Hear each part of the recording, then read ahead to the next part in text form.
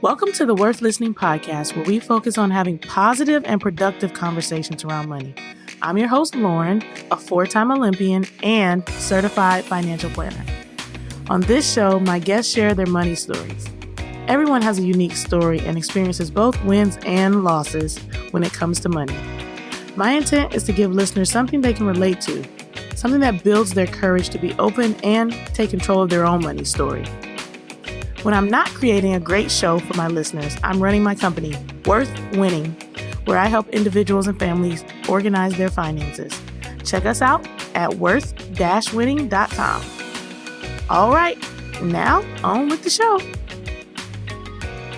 Welcome back, everybody. I know it has been a while. You guys have missed me, but I am now somebody's mama. So pat me on the back, congratulate me. I know that you all want to see cute little pictures of her. You're going to have to go to my website.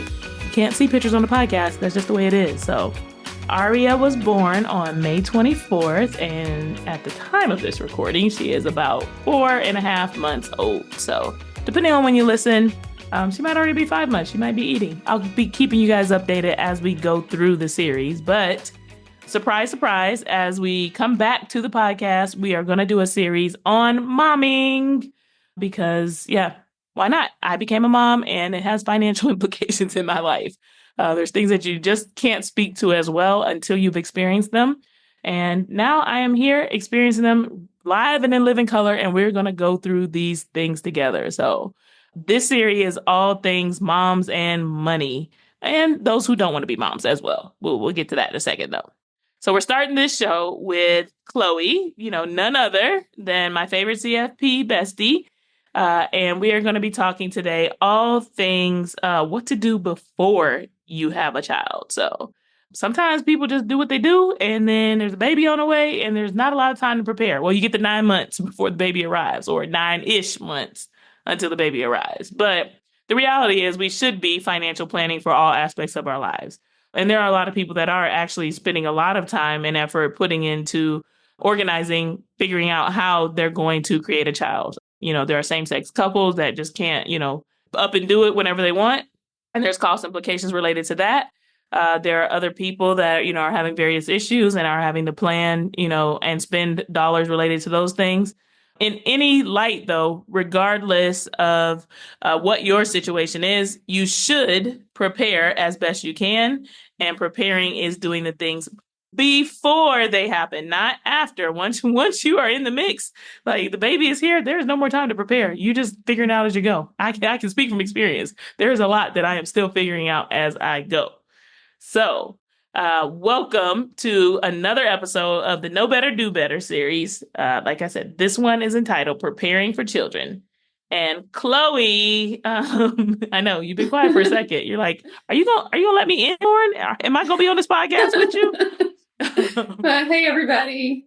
Yes. Welcome to the show. It's been a while. I'm so glad we're back, though, and that we are getting to give people all the tea about how to prepare for having children. And speaking of tea, anybody who's listened to this podcast before knows that we start with trends, taxes, and tea. Letting you know what's going on in the world, how to save money on taxes, what's the latest trends, or sometimes we just give you a little gossipy tea. So, Chloe, what do you have for us today? Yeah, so today we actually have a little bit of tax information. So the One Big Beautiful Bill Act, or OBBBA, was passed in July of this year, and it includes many benefits for families. So one of the things is it increases the child tax credit by $200 for each child under 17. So the new maximum per child credit is $2,200, and it used to be $2,000. So it's also going to be adjusted for inflation, and it's partially refundable. So there are some phase outs if you're a higher income, but that's like another benefit that was expanded. It also expanded the use of funds for non-tuition qualified expenses for K through 12 costs, such as books, online learning materials, tutoring fees. And then for some of us, we have our CFP designation. So for some of those kind of educational costs, as well as certifications, you can also get reimbursements for those kind of programs too, beginning this year. Ooh, this is exciting. So, yeah. there's various sides of the fence. We're not going to get political, but I know a lot of people are not happy about some of the things that have been put in this OBBBA. That's a lot to say. I've been saying OBBB. Like, I didn't even know there was I guess I did know there was A on the end. But anyways, but there's some good things here. These are things that will help and benefit people. So a higher child tax credit, especially as, like I said, a mother of somebody now, I got to figure out how the tax credit works. And a refundable part of it also makes a big deal. Because sometimes not all credits are refundable. That's the key piece of the puzzle, right? And so this is great that you could actually get money back if you are eligible for it. Now, if you're rich, they frequently don't do a lot of things. You just got to pay your bills and move on with life. But yeah, this is good news. Go ahead. Tell me the rest. Yeah, so there are some other elements like adoption tax credit, some savings accounts for children, things like that. But without going into a lot of detail, we'll put a link in the show notes that explains every single part of the bill that relates to children. That sounds lovely. So yeah, there might be some things that you've heard that were not positive, but there are some things that are positive for some people coming out of this new bill. So pay attention, be aware, and know how the benefits could benefit you. All right, on to the main topic. Like I said, how do we prepare for children? Not how do we prepare to make the babies. That's not what this episode is about. Like, how do we prepare for their arrival? All right, so now we're on to the main topic, and it is all things preparing for children. And when I think of preparing for children, like I said, sometimes you're already in the mix, you're pregnant, you're like, oh my God, what do I need to do? And if you're pregnant, you're tired, you're nauseous, you think that you have time, but this baby will be here before you know it. So I don't want to scare you. I don't want to tell you to hurry up, but also hurry up. Because for me, I thought my daughter was going to arrive on June 11th or somewhere around that time. I thought she was going to come early because we know that due dates are not exact dates. But I was not expecting to wake up one morning feeling completely fine, have my blood pressure be a little bit high because I was taking it every day because I was at high risk for preeclampsia. I headed off to a doctor's appointment that was already scheduled. By the time I got to the doctor, they were like, girl, what kind of blood pressure is this? Go to the emergency room.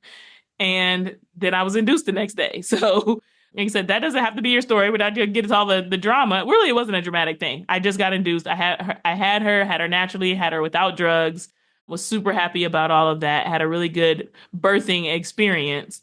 But the point was, I did not know when she was going to arrive, and I was completely caught off guard when I was going about my normal Friday 3 weeks before she was born. And then the next day, I was somebody's mama. So while the reason I'm bringing it up is to tell you, don't wait till the last minute to start getting things in motion. On the days that you do feel good, the days that you're not nauseous, the days that you can, make the most of them, because parenting starts now. Even the decisions you're making with your body, the choices that you're making as far as what you eat, when you sleep, what environment you're going to raise your child in, the nesting phase, all of that matters. So it starts by getting yourself together ahead of schedule. Yeah, definitely. And it's always good to just think about, as much as you can beforehand, because as I saw firsthand, I went to visit Lauryn 2 months in, and it's a lot. So, you don't have a lot of time to even think straight or get a full night's sleep. So you definitely don't have time to think about your finances. That goes on the back burner.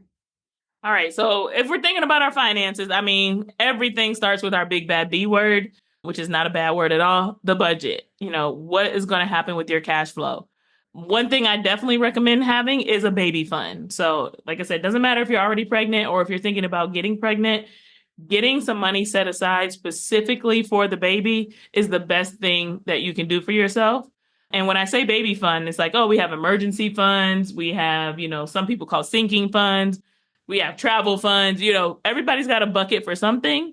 This is the miscellaneous baby bucket. And you need to plan as much as you can and budget for as much as you can. There's tons of resources online, things to be thinking about, like as it relates to the expenses for babies.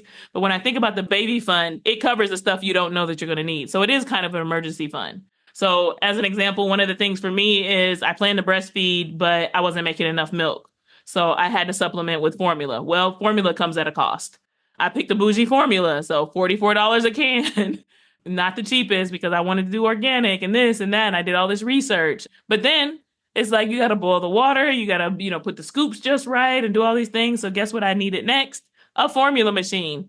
I have that little what is it like? What's the thing called? The Keurig for baby formula, and I don't regret it at all. It's the best $300 that I've spent.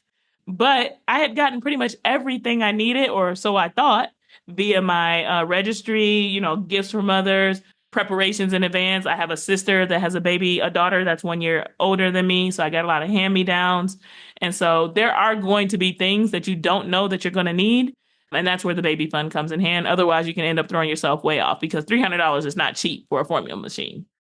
Yeah, and when I talk to clients about this, we definitely try to just think of a lump sum number that we can put into this baby fund. There's going to be one-time expenses, and then there'll also be recurring expenses that come up that maybe you didn't think about or factor into the budget as well. So just coming up with some kind of number based on some research, talking to friends and family, people who've had babies recently and kind of know what to expect. All of that can really help you come up with the number that works for you. Yeah. Speaking of like the reoccurring expenses versus the one-time expenses, one that's kind of like a one-time reoccurring expense. You're like, wait, what? Is a night nurse. So it's reoccurring for however long you want to have that night nurse, but it's not something that you're going to have forever.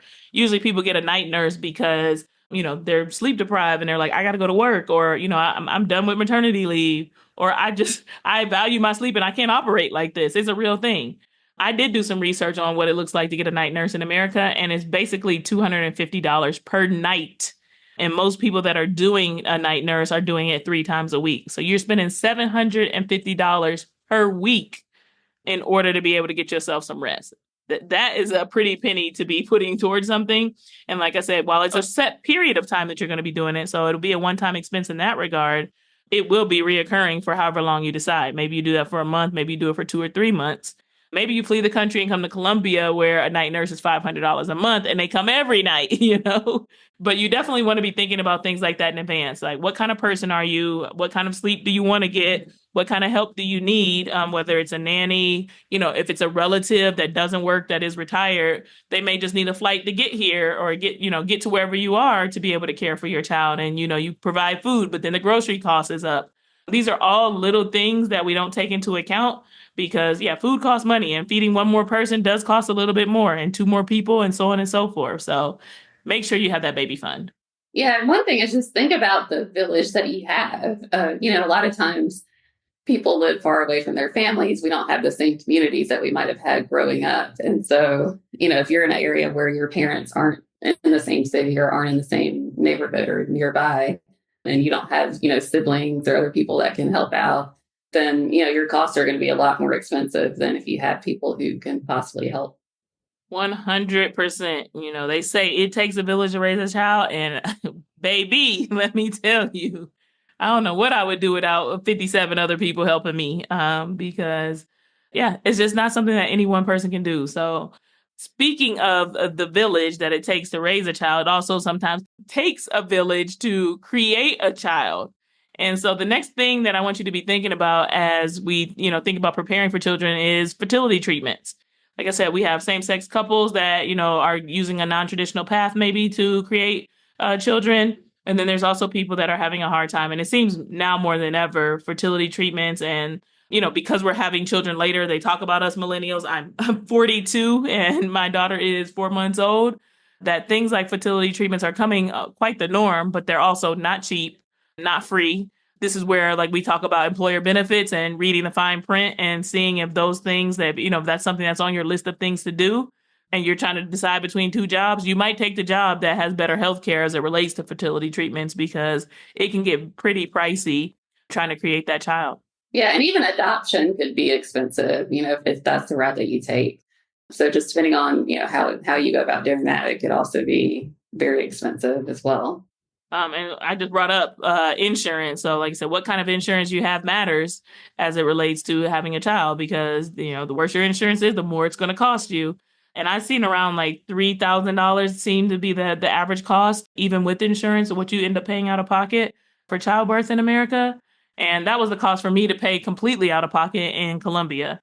I did end up around like $5,500 of expenses because I had to go back to the hospital afterwards. So total cost out of pocket.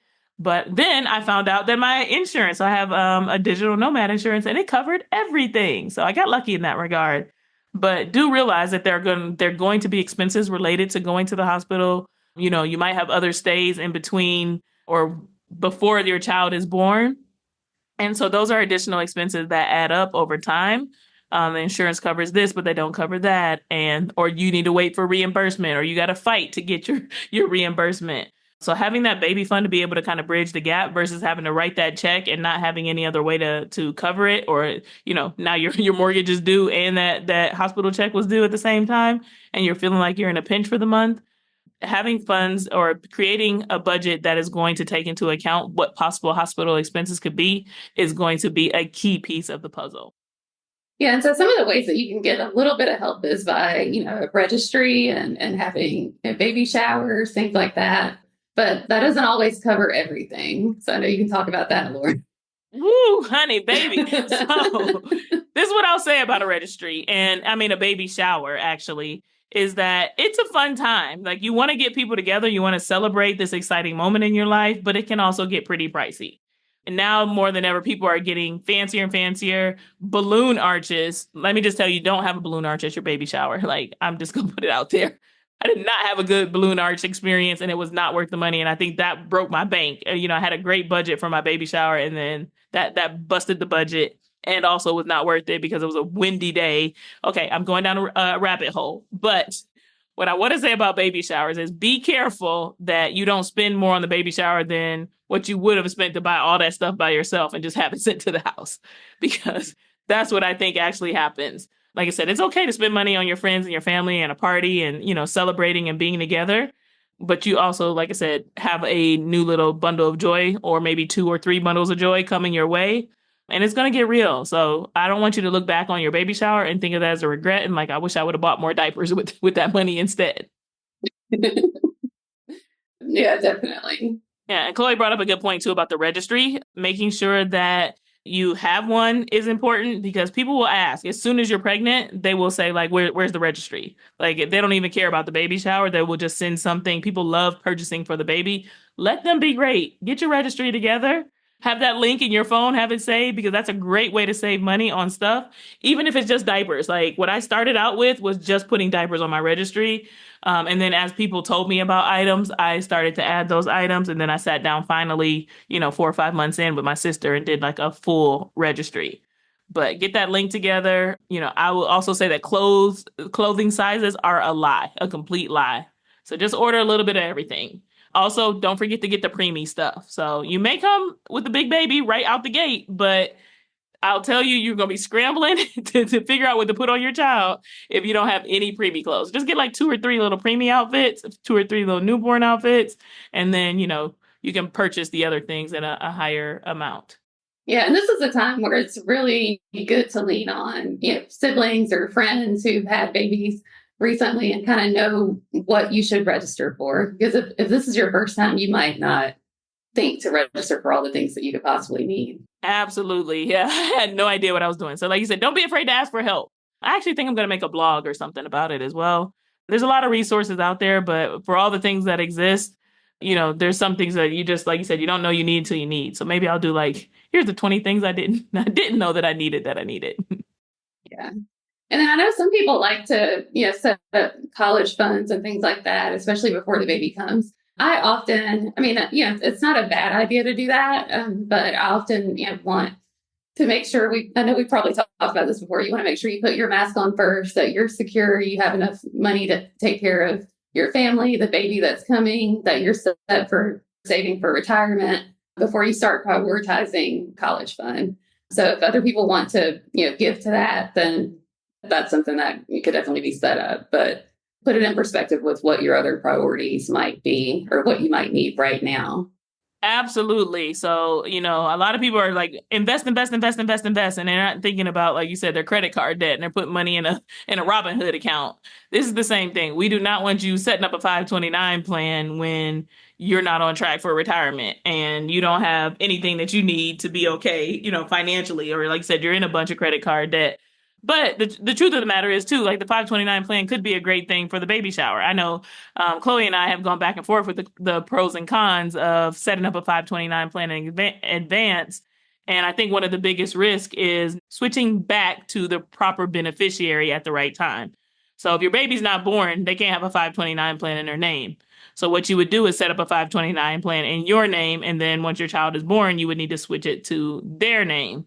And I think sometimes people are not very diligent about that happening. What other pros and cons are you thinking about with the 529 plan? Because I know it's not your favorite thing in the world to do it in advance, Chloe.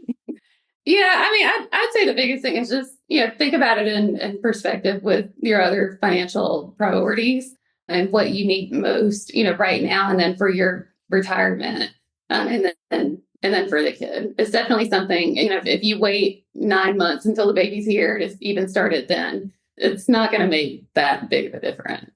Mm-hmm. For sure, for sure. So, I mean, it's all about being strategic. That's what I would say. Even with like gender reveals and things like that, like if you're going to do those parties, try to make them work to your benefit. And so, what we did for my gender reveal was a diaper raffle, and that was excellent. I have only had to buy, once again, preemie diapers. I had to buy those like size zeros because everybody's like, you don't need a lot of those. Babies grow so fast, but you don't know if your baby's going to be small or not. So, I had to buy preemie diapers, and then I've not had to buy any diapers since. We've got the size one. She just finished. We've now moved to twos. And I think that by the time we're ready for threes, like all the twos will be used, and I will not have had to buy a diaper. And that is going to be a game changer. So being strategic about how you set things up so that you can start making the most of the opportunities on the front end, I think is a key piece of the puzzle. Yeah. Yeah, and something else that you want to think about too, a lot of people are quick to, once they start, even before they think about having a kid, if they want to have kids in the future, they start, buying a bigger house and getting like the SUV with the 3 rows for one baby. Like, where were y'all gonna fit? Like, there was space for that baby before. Yeah. So, I mean, just, don't be quick to like upgrade your house and your car and start doing all these things to increase your fixed expenses unnecessarily. A lot of times you can, make it work in a condo or, a smaller home. And especially, until the baby gets to school age, when they need to start going to school, if you want to do public schools, you might need to move to an area that has good public schools. But, it's not something that you just want to start forcing all of these expenses on yourself right away in anticipation of having a baby. Yeah, and that is a common thing that I saw with my clients as well. Is like they get excited, and it's like the excitement causes them to spend more money. I need a bigger car. I need a newer car. I need a safer car. Fill in the blank, like you said. And it's like, no, the car that you have will be just fine. The seatbelt works. Everything, there's a seat, and you were never using your back seat anyway.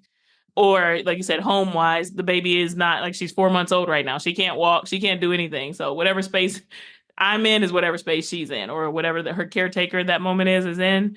When she starts crawling, she'll start moving around, or then she starts walking. Like you need to consider some of those pieces of the puzzle, but baby gates. And, I think that Chloe is right with thinking about if you're not in a financial position to be ready to move, then get on a 5-year plan. Like by the time my child goes to kindergarten, I want to be able to buy a home in this school district, or, fill in the blank with whatever your goal is. But don't just jump off a ledge and try to like get into the fanciest neighborhood right now, knowing that you haven't saved up for a down payment or you're not financially ready to change homes or your living situation. Yeah. And another thing to think about is your relationship status. So, I mean, there's dual income households where maybe you and your spouse or partner are making similar incomes. There's situations. A lot of my clients are female breadwinners. There's some people who choose to be a single parent by choice. Just depending on the situation, a lot of times if you are, especially if you're a female breadwinner, if you're taking time off work, that could affect your career, the household finances. So really just think about how your status will affect your budget and things down the road. Absolutely. If you're responsible for everyone and you're adding a plus one, and now you're like, oh my goodness, I'm overwhelmed, I'm tired, I'm exhausted, and I still got to go to work every day. You want to make sure you have a good support system in place. So, like I said, understanding like what role your significant other, your partner, your sperm donor, whomever is going to play is going to be a key piece of the puzzle because, actually, I'm going to tell you guys about a book. It's called Fair Play.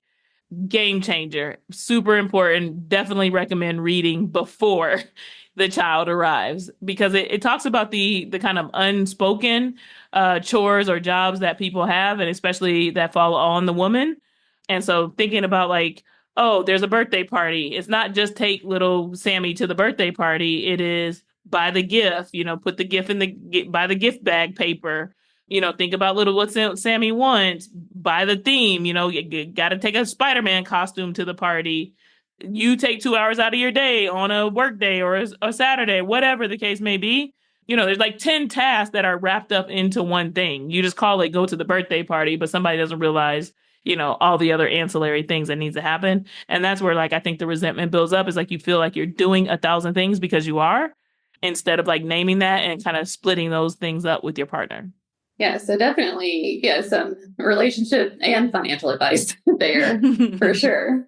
All right. I talked about it a little bit, but I want to circle back a little to like thinking about employee benefits and understanding what all is related to the employee benefits when you're having a child or preparing for a child. Not just health insurance is relevant. There's some other pieces of the puzzle. So, for example, understanding your leave. Chloe, what do you think about, or what have you talked about with your clients related to the leave that comes up, and what have you seen? Yeah, so one of the first things we do is go to their employer and see, what benefits are available. Most large companies will have a great leave policy and, allow you to take several months off and it's paid time off. But if you work at a smaller company, maybe, that's not the case. I remember the first company I worked for out of college, it was mostly men. And so we had our first female employee that had a baby and they had to come up with a maternity leave policy. So like we don't even know. Yeah. So, think about that too, as you're starting to plan for a family. Does your company have these benefits, or as you're looking for jobs and this is something that that you want to have a baby down the line, does your company offer those good benefits? And not just maternity leave nowadays, paternity leave. Like I said, we're catering to the moms during the series, but, as a mom, you might also want to make sure, like you said, if your spouse is looking for a job, what does paternity leave look like? Or the person that's not going to be having the child, there's a leave related to that, or there may be leave related to that. And how does that work? And maybe you can also plan, we're talking about preparing for you to take your leave and then them to take their leave next. And that gives you a little bit more coverage with the main caretakers versus you both going back to work at the same time after being home together. It's just a thought. Like sometimes people like that time together and then they both go off to work and they have their childcare. But sometimes it's better to like, I'm on maternity leave and then my spouse is on paternity leave. And then someone else steps in and we do, you said, whether it's daycare or nanny or whatever the case may be, but understanding exactly how that works is important. Yeah. And if you want to extend the time beyond what your company provides you, you might, have the option to take unpaid leave for an additional month or so. But that's something else that you have to build into that budget and that baby fund. Yes, unpaid leave is popular. They're like, sure, go ahead, take your time off, but we're not giving you $1 for it. So figure it out. And then like using your disability insurance as well, understanding how FMLA works is another piece of the puzzle. If you're an entrepreneur like me, when you're off work, you like, there's just nothing coming in, period. There is no other way to earn income. I am the job. So as an entrepreneur, you have the responsibility of understanding how am I going to save up to be able to take time off? How much can my business endure? How much time away can my business endure? And then what does it look like for me to be able to return? What does it look like for me to really be able to focus on my baby and like not check emails at all? Would that cause my business to implode? Yeah, you've got to be thinking a lot more in advance if you're an entrepreneur about what your leave is going to look like. Yeah. And then something else to think about too is just with life insurance. Obviously, if you have a child, if you're having a child, you're going to have a dependent and someone that if something happens to you, that person's going to be affected. So if you have, pre-existing health conditions or, things that could get worse, by being pregnant, you might want to go ahead and start securing life insurance before you get pregnant or in the early stages of pregnancy, so that, you don't have any complications or things that could affect your eligibility after the pregnancy. 100%. Nobody wants to get it. I am actually a proponent, some financial planners are not, of single people who plan to have children getting life insurance while they're single. Because if you always wanted a significant other, or maybe you just always wanted a child, Like while you're young, while you're healthy, before you want to have this baby, like get the policy in place. And then maybe you need some supplemental insurance depending on how life has changed by the time that baby has come along. But having that baseline policy, not knowing, what's going, like I said, it's going to be a lot cheaper. And so, like you said, life goes on. You may have kids later. We're all doing it. A lot of people are doing it later in life. And so the later in life you do it, the more conditions, people are like, ooh, when I turned 30, my knees started to go. Now my hips starting to hurt. Oh, and then we start like dealing with black blood pressure. I know, especially in the African American community, I have a lot of friends that are dealing with high cholesterol, high blood pressure, and things like that. And so while 40 is not old by any means, things that would be taken into consideration as far as pre-existing conditions, that just as time goes on, we are more likely to break and instead of bend. So get that life insurance in place. Like you said, pre-baby is better than post. But if you're already pregnant, try to get the insurance policy. And they will do policies while you are pregnant. I've done that with clients as well before. Yeah, and I definitely agree with that. Getting insurance while you're young and healthy, especially if you anticipate that in the future. Because I've had clients wait until the actual event comes or until they're getting married and they decide to get health insurance, and by that time their bodies start breaking down. so things get a lot more expensive once you start having health conditions. Right. Nobody wants to do it when they feel great. They're like, I'm on top of the world. Like, until we're not. Until you wake up with them broke knees one day. And you didn't even break them. They just broke themselves. Which, I mean, you just talked about life insurance. I think the other thing we should talk about is estate planning, because life insurance insures your life. Should you kick the bucket, estate planning is like all things incapacity. Whether you kick the bucket while having childbirth, that was the thing that I started to obsess about while I was pregnant, was like, oh my goodness, what if I die during childbirth and I just leave this child an orphan? I got to update my estate planning documents. So I am one of the few people, I think one of the few financial planners that has estate planning documents. And then young people in general, like you said, when you're young, you're single, you're just like, for what? But everybody needs these documents in place. And so I did have estate planning documents, and I did update my estate planning documents to talk about, like what happens should I die giving childbirth, and, make sure that my child was included and taken care of. Because if she lived and I died, like somebody was going to have to look after her. And, what did that look like from a financial perspective as well? But all the medical directives are important because, like I said, not the only risk that you have is dying. You could also just be incapacitated. So thinking about the medical directives is important as well. Yeah. Another thing that people have trouble with when it comes to estate planning is who is going to care for my child if something happens to me, or who's going to manage my money on behalf of my child if something happens to me. So, when I work with clients that get estate planning documents done after their kids are already here, it's like they haven't thought about those things. And so, and like we said earlier, everybody doesn't have a village around them. So, you could have a sibling or someone who's close to you that lives 5-6 hours away or a flight away. So really, before you start having kids, like try to start thinking about who those people would be that you'd want to take care of your kids if something happens to you. Yeah, no, you brought up a really good point, Chloe. What my attorney asked me was like, who's the short-term person to look after your child, short-term guardian, and then who would be the long-term guardian? Because like you said, if you kick the bucket out on a date one night and you don't make it back, there was a babysitter, but like, where does the babysitter's not going to keep your child for 5-6 days generally? So like, where does that child go in the short term? Having that kind of mapped out, and then what happens over the long term. So like I live in Medellin, Colombia. I'm not in the country. I do have friends here.